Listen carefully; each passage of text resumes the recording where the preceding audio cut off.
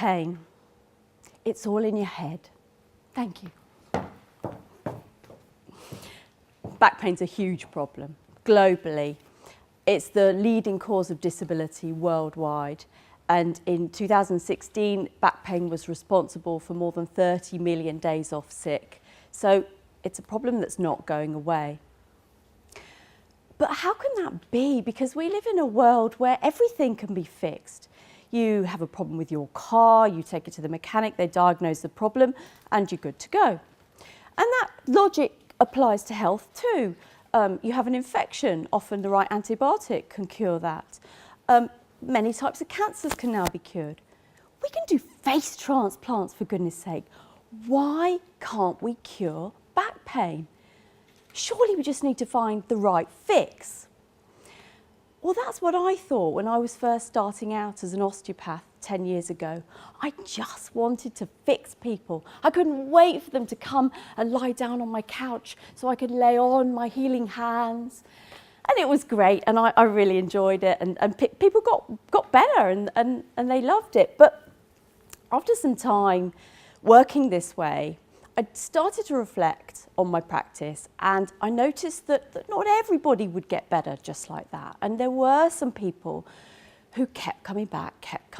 And I thought, I got to a point where I realised I'm only treating the symptoms. I'm not getting to the root cause of the problem. And that's not what I want. I want my clients, my patients, to be independently pain-free.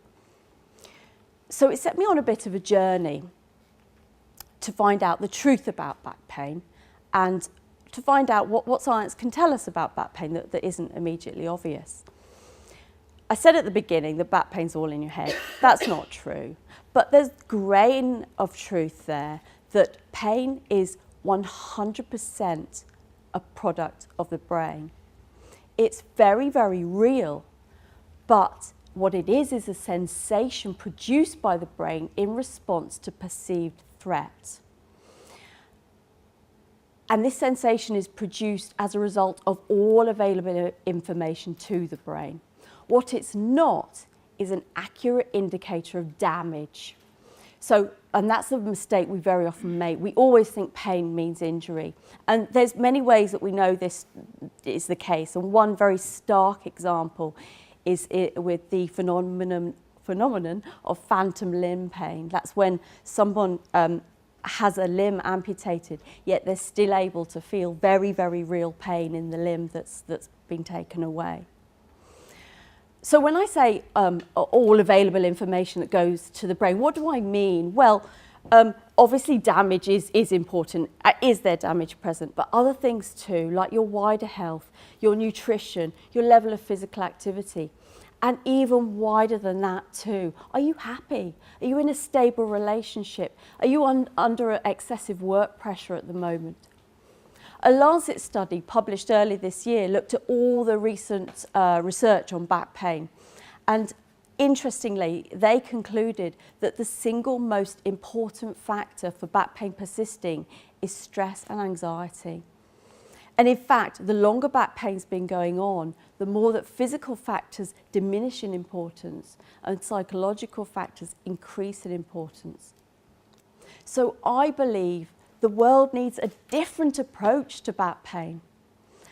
If you or anyone you know suffers with back pain, I urge you, before you reach for the Nurofen, to stop and think, is there something going on in my life, any wider factors that I can consider and perhaps address? And you may find that you have more of the answers yourself than you'd first realised. Thank you.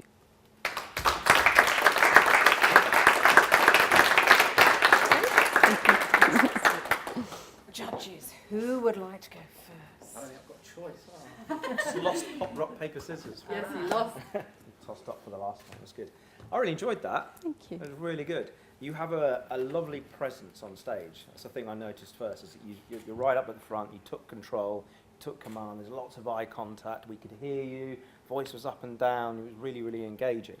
There was a patch in the middle where you stopped telling the story. And have you ever lectured? Yeah. Okay.